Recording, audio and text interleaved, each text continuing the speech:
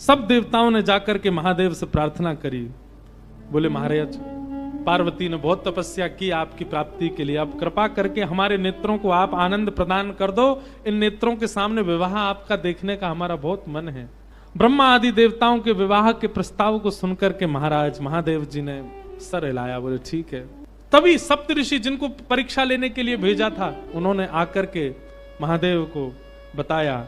बोले महाराज, हम परीक्षा लेकर के आए हैं और आपकी जो होने वाली कन्या है वो सकुशल है। अब हम जाकर के हिमालय महाराज को आपका थोड़ा यश सुना दें। सप्तऋषि गए हिमालय महाराज के पास, जाकर के उन्होंने कहा आपकी पुत्री जिनके लिए तप कर रही है वो साक्षात महादेव हैं और महादेव बारात लेकर के आएंगे। आप अपने पूरे नगर की तैयारियां करो, सुंदर बनाओ, देवी देवता सब पधारेंगे।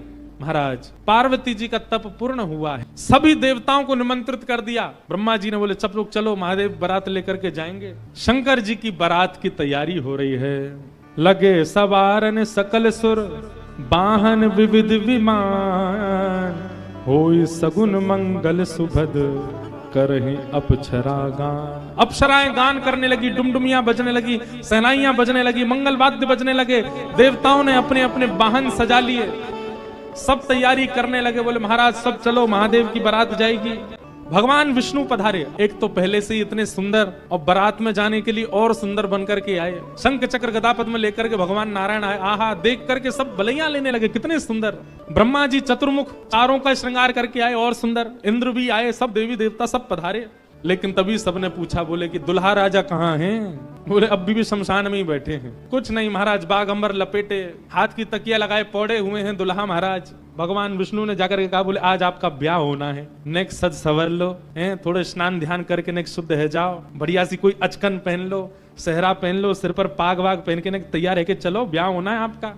इतने में शिव गण आ गए सारे और भगवान से आगे बोले देखो भगवान, हमको बहुत दिन बाद ये अवसर मिला, हम महादेव के विवाह में जाएंगे। श्रृंगार आप सब लोग दूर हट जाओ, आप लोग अपने तरीके का आज श्रृंगार हम करेंगे महादेव का।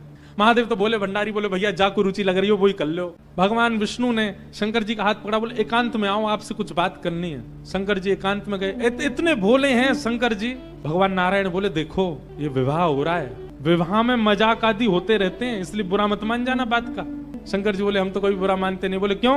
कामदेव आया था, आपने तीसरा नेत्र खोल करके उसको ध्वस्त कर दिया, भस्म कर दिया।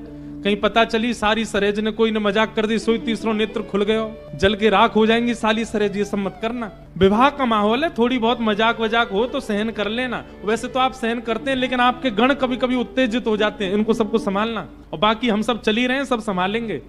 शंकर जी बोले मजाक होता है वहां पे? ससुराल में मजाक करते हैं दामाद के साथ? भगवान बोले हाँ मजाक होता है। तो इसका मतलब है हम भी मजाक कर सकते हैं? नारायण भगवान बोले कर ही सकते हो, पर लेकिन आप जगत संहारक हैं, उस तरीके का मजाक मत कर देना कि पता चली हिमालय कोई उल्टा थाप दिया पृथ्वी में। ये सब मत करना। नहीं नहीं नहीं, हम अपने तरीके से करेंगे। और सुनो, वो मजाक हमसे करने लायक रहे इसका हम पूरा ध्यान रखेंगे, वो रहे नहीं, हम ही इतना मजाक कर देंगे। अच्छा, नारायण भगवान भी बोले कि चलो होन दो, अब के आनंद होन दो। शंकर जी गए, जाकर के सब अपने गण बुलाए, लाओ भैया श्रृंगार करो। कैसा श्रृंगार किया? जटाएं खोल करके उन्हीं का मुकुट बना दिया, सुंदर बागंबर पहनाई। बागंबर को रस्सी से बांधते थे, पर आज रस्सी से नहीं, आज सर्प से बांधा। बढ़िया वाला सर्प लेकर के आए, कमर में ला करके बागंबर बांध दी। एक सर्प को सिर के ऊपर बांध लिया, सर्प को सिर के ऊपर बांध करके गण लेकर के छोटे छोटे पतले पतले सर्प लेके आए और उस सर्प से सारे सर्प लटका दिए सामने की ओर, बन गया सहरा। और सर्पों के मुंह से जो जीव निकल रही थी, उन जीवों में बिच्छू लटकाई दिए। तो जैसे जुबिया होती है ना, पतले पतले पुष्प और नीचे नीचे गुच्छे, तो ऐसे पतले पतले पुष्पों में तो छोटे छोटे सर्प और नीचे गुच्छों में बड़े बड़े बिच्छू लटक रहे हैं। कानों पे बिच्छू लटका दिए, गले में महाराज अब तक तो एक मुख वाला सर्प पहनते थे। भगवान शंकर जी बोले सुनो, तुम थोड़ी देर के लिए जाओ, चलो बहुत दिन हो गए तुमको गले में। बोले क्या लेके आओ? वो 5-5 मुख वाले सर्प लेके आओ। 5-5 मुख वाले सर्प ला करके गले में बिठा रहे हो। ये दुल्हा राजा तैयार हो रहे हैं। श्रृंगी भृंगी बोले भगवान, ये नारायण भगवान बहुत चमक रहे हैं, इंद्र बहुत चमक रहे हैं, ब्रह्मा जी भी बहुत चमक रहे हैं, हम भी चमकने चाहिए। शंकर जी बोले जाओ शमशान में अभी अभी चिता जली होगी, उसकी भस्म लेके आओ। गरम गरम चिता की भस्म लेकर के आए महाराज, अंग पे लगाई, पैरन पे लगाई, वक्ष पे लगाई, मुख पे लगा करके बोले अब चमक रहे हैं कि नहीं? बोले बढ़िया चमक रहे हो, अब चमक गए बिल्कुल आप। शंकर जी ने ऐसा तैयार किया स्वयं को, श्रृंगी भृंगी ने जय जयकार कर दी, बोले दुल्हा राजा तैयार हैं, बारात लेके चली जाए। भगवान ने जैसी शंकर जी को देखा, बोले जय हो, आज हिमालय में जय जयकार नहीं हाहाकार होगी, ऐसी बारात जा रही है। नारायण भगवान ने तभी क्या कहा, बोले एक काम और कीजिए। बोले क्या? सब लोग अपनी अपनी पंक्तियां अलग अलग कर लो, हम नारायण हैं, हम अपनी पंक्ति लेके अलग चलेंगे। ब्रह्मा जी आप अपनी पंक्ति लेके अलग चलो, ए इंद्र तुम अपनी पंक्ति लेके अलग चलो, सब अलग अलग। दुल्हा अपनी पंक्ति लेके अलग आएंगे। सबसे आगे नारायण चले गए, उनके पीछे ब्रह्मा जी जा रहे हैं, उनके पीछे इंद्र देवताओं की सभा लेकर के जा रहे हैं, और सबसे पीछे शंकर जी, और शंकर जी के 10-5 गण। श्रृंगी भृंगी बोले हे गुरुवर, हे महादेव, देखो इतनी बड़ी बड़ी ये तो बारातियों की इतनी संख्या है, और जिनका ब्याह है हम ही लोग ही 10-5 हैं। शंकर जी बोले इसमें इतने परेशान होने वाली क्या बात है, विश्व में जितने शमशान सब हमारे, सब जगह जाओ, जो भी भूत प्रेत पिशाचनी डाकनी साकनी सब बैठी, सबको बुला लाओ, सबको लेकर के चलेंगे हिमालय, और सबको कह दो आज हमारे स्वामी का विवाह उत्सव है, कोई पीछे ना रहे। अपने दूर दूर के रिश्तेदार जो अमेरिका लंदन आदि में बैठे हैं उनको भी बुलवा लो, और महाराज विदेशी भूत भी आए हैं। मैना देवी के बगल में नारद जी खड़े थे।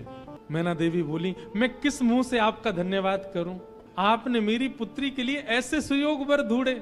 नारद जी बोले नहीं नहीं, ये तो उनके मिलने जुलने वाले हैं, ये दुल्हा नहीं है, ये तो दुल्हा से ऐसी उनकी मित्रता है, प्रेम मानने वाले हैं। मैना देवी सोचने लगी जिनके मित्र इतने सुंदर, मिलने जुलने वाले इतने सुधरे हुए, इतने स्वच्छ, इतने सुंदर, दुल्हा तो जाने कैसे ही होंगे। नारायण भगवान आए, माल्यार्पण किया, सब लोग ओहो महाराज, पूरी हिमालय नगरी तो नारायण को देख न्यौछावर हो गई, और फिर हवा की तरह बात फैल गई, ये तो दुल्हा के मित्र हैं, दुल्हा तो भी पीछे आ रहे हैं। उनके पीछे आए चतुरानन ब्रह्मा जी, 4 मुख वाले सुंदर। नारद जी ने बताया ही था कि आपके जो होने वाले दामाद हैं पंचवक्रम, 5 मुख हैं उनके, तो 4 मुख देख करके मैना देवी बोली 5वां मुख ऊपर होगा, दिख नहीं रहा है, यही है। बोलो मैं किस मुख से आपका धन्यवाद करूं, आप यही है ना, पंचवक्र है ना, इनके 5 मुख होंगे, 5वां ऊपर होगा। वो नहीं नहीं नहीं, ये तो चतुर्मुख हैं, ये तो ब्रह्मा जी हैं, ये भी दुल्हा नहीं है। तीसरे आए इंद्र। इंद्र जैसे ही पधारे, इंद्र का रूप भी बहुत सुंदर है, देवताओं के राजा हैं। इंद्र को देख करके सब हिमालय के लोग बोले नारद जी निश्चित यही हमारे दुल्हा राजा हैं, पहुना हैं। नारद जी हंसने हुए नहीं नहीं, महादेव को जब प्यास लगती है, आपके दुल्हा को जब प्यास लगती है तो पानी पिलाने का काम यही करते हैं, ये उनको पानी पिलाने वाले।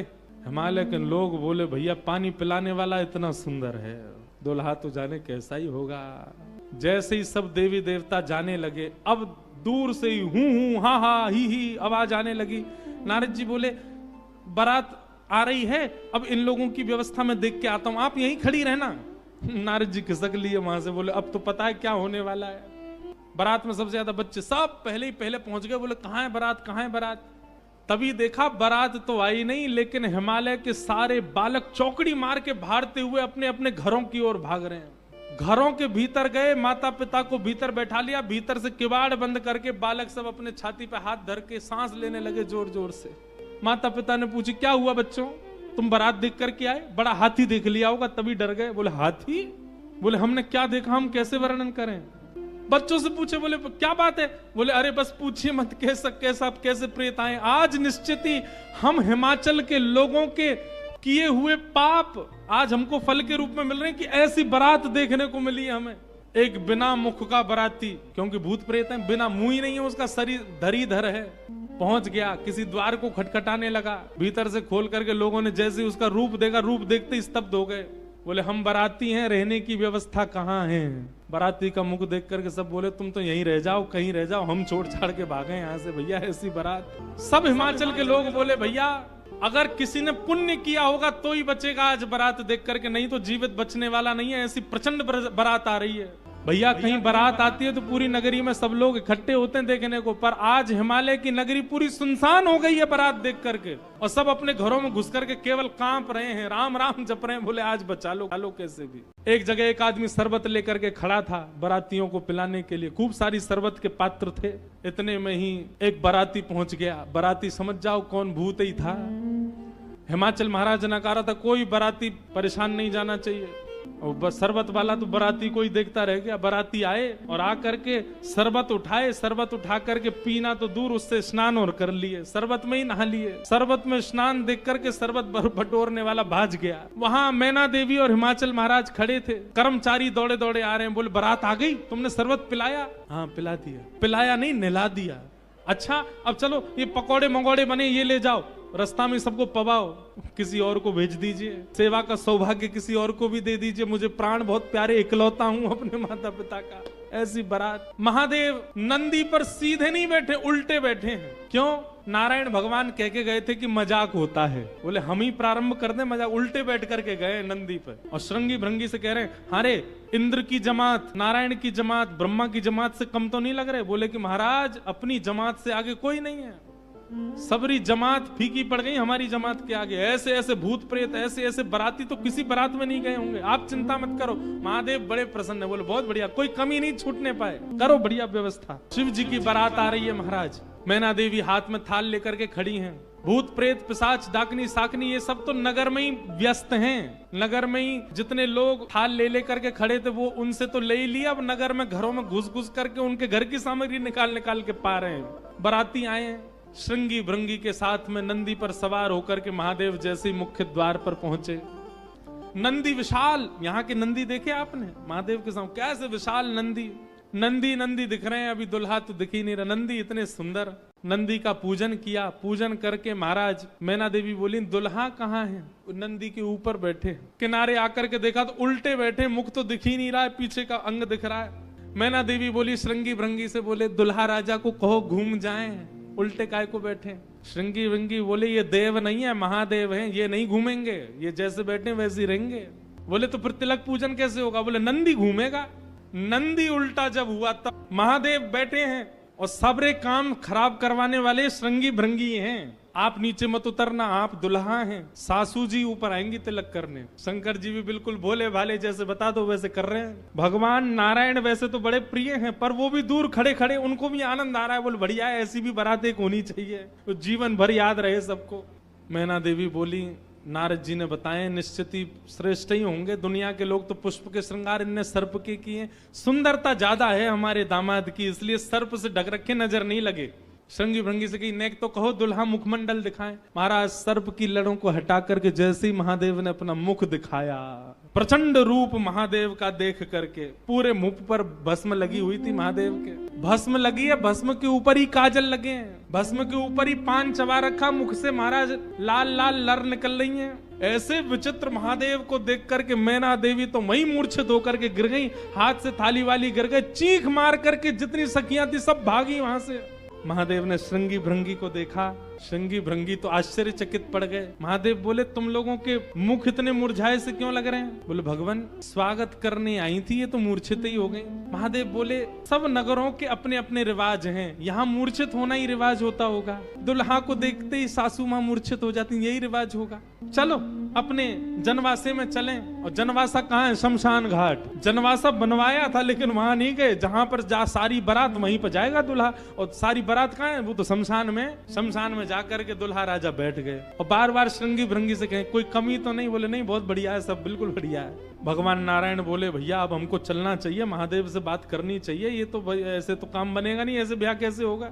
नारायण भगवान गए और भगवान जाकर के शमशान में बैठे, महादेव से जाकर के बोले यहाँ क्यों बैठे हो आप? बोले नगर में कोई है ही नहीं तो कहाँ जाएं, यहीं बैठेंगे। नगर तो पूरा खाली पड़ा है, कोई है ही नहीं स्वागत करने के लिए। एक माता जी जरूर आई थी, ये बता रहे थे वो हमारी सासू माँ, वो भी मूर्छित। बोले मूर्छित हो गई? शंकर जी बोले मूर्छित नहीं हुई, सत्यता हम बता रहे हैं आपको। और क्या हुआ था? बोले हमने उनकी थाली की ओर देखा, थाली में वो जल का लोटा लेकर के खड़ी थी, जल का लोटा उन्होंने फेंक दिया। क्यों फेंक दिया? उन्होंने सोचा जब हमारे दुल्हा की जटा से ही गंगा निकल रही है तो इनको सामान्य लोटा क्या दिखाएं हम, इसलिए उनका लोटा गिर गया। हमारे जटा पर जब उन्होंने सुंदर चंद्रमा को बैठे देखा तो उन्होंने कहा जिसका तिलक ही चंद्रमा है उसको हम रोरी चावल क्या लगाएं, इसलिए रोरी चावल छूट गए। नारायण भगवान बोले हमने सुना आपकी सासू मां मूर्छित हो गई। बोले मूर्छित नहीं हुई तो दुनिया की सास जमाई की आरती करती हैं, बलैयां लेती हैं, दामाद सासू को प्रणाम करता, पर हमारे रूप पर न्योछावर होकर हमारी सासू मां ही दंडवत करने लगी हमें, मूर्छित नहीं हुई है। शंकर जी को हृदय से लगा कितने भोले हैं आप। अब महाराज अंदर तो मातम बन रहा था, सब लोग पार्वती जी को घेर करके बैठे हैं। मैना मैया जैसे तैसे होश में आई, होश में आकर के बोली, हमने नारद का क्या बिगाड़ा, ऐसा पति, इसके लिए इतना घनघोर तप करवाया पार्वती जी से, हमने नारद का क्या बिगाड़ा। दांत कसकसा रहे हैं कि नारद जी मिल जाएं तो हम उनको बताएं। नारद जी पहुंच गए वहां बीच में, नारद जी आकर के समझाने लगे। मैना मैया से कह रहे हैं, तब नारद तब ही समझावा, पूरब कथा प्रसंग सुनावा, मैना सत्य सुनहु मम वाणी, जगदम्बा तब सुता भवानी। मैया मुझे अभी अभी सत्य पता चला, मुझे ऋषियों ने बताया, मुझे भगवान ने बताया ये सत्य, क्योंकि मैं स्वयं आश्चर्यचकित था। मैंने पहले तो बता ही दिया था कि आपके दामाद कैसे होंगे, पर इन दोनों का जो ये योग बना है, इसमें मैं और आप और कुंडली कुछ नहीं कर सकती। मैं और आप इसमें कुछ सहायक नहीं है। आपकी पुत्री जो है ये साक्षात जगदम्बा है, साक्षात भवानी है, ये साक्षात सती रूपा है। पहले यही सती रूप बन करके आई थी, महादेव की अर्धांगिनी बनी, किसी कारण से इनको देह त्याग करना पड़ा, और देह त्याग करते समय इन्होंने ही हरि से मांगा था कि जन्म जन्म शिव पद अनुरागा, और उसी कारण से ये पार्वती बनकर के आई हैं। मेरे और आपके चाहने से विवाह नहीं हो रहा है, ये भवानी है, और भवानी सदा शिव की होती हैं। आप उनको सामान्य दुल्हा के रूप में मत देखिए, आप यह विचार कीजिए आपकी पुत्री जो है ये साक्षात भवानी और वो शिव हैं, तब आपको उनका रूप दिखाई देगा। नारद जी के सुंदर वचनों को सुनकर के तब मैना हिमवंत आनंदे, पुनि पुनि पार्वती पद वंदे। हिमाचल और मैना देवी पार्वती जी के चरण वंदन करने लगे। हम तो पहचान ही नहीं पाए कि हमारे कुल में साक्षात भवानी प्रकट हुई हैं। नारी पुरुष शिशु जुबा सयाने, नगर लोग सब अति हर्षाने। जब दुल्हा के रूप में महादेव को देखा तो सब भयभीत होकर के भाग गए थे, लेकिन अब सब साक्षात महादेव के रूप में जब सब देखा तो सबके हृदय में हर्ष होने लगा, सबके मन में आनंद होने लगा, सब अपना सौभाग्य माने लगे। विविध पाति बैठी जेवनारा, लागे पुरुषन निपुण सुवारा, नारी वृंद सुर जेवत जानी, लगी देनकारी मृदुवानी। और फिर से मंगल गाने शुरू हो गए। महाराज सारियां जैसे गारियां देती हैं वो गारियां सब प्रारंभ हो गई। महादेव का सब विधिवत पूजन आदि हुआ। अब मैना देवी ने जाकर के जब महादेव को देखा तो महाराज उनकी सुंदरता के आगे तो सब फीके लगने लगे। ऐसे सुंदर नेत्र, ऐसे सुंदर कान, ऐसे सुंदर नासिका, ऐसा सुंदर श्रृंगार, महादेव के रूप भाव को देख करके मैना देवी बलैया लेने लगी, बड़भाग मानने लगी। सब आनंद में भर गए और वेद मंगल गान करने लगे। भवानी की सुंदरता का तो क्या ही वर्णन करें। सुंदरता मरजाद भवानी, जाई ना कोटि हु वदन बखाने। कितना भी वर्णन कर लें उनका वर्णन हो नहीं पाएगा। पाणी ग्रहण जब कीन महेशा, जैसे पाणी ग्रहण हुआ, हाथ में हाथ रखा पार्वती जी का, कन्यादान होकर के जैसे ही महादेव का विवाह संपन्न हुआ, सब देवी देवता आनंद में भर गए, नृत्य करने लगे, आनंद होने लगा, सुमन बरसने लगे, आकाश मार्ग में सब प्रसन्न होने लगे। बधाई हो,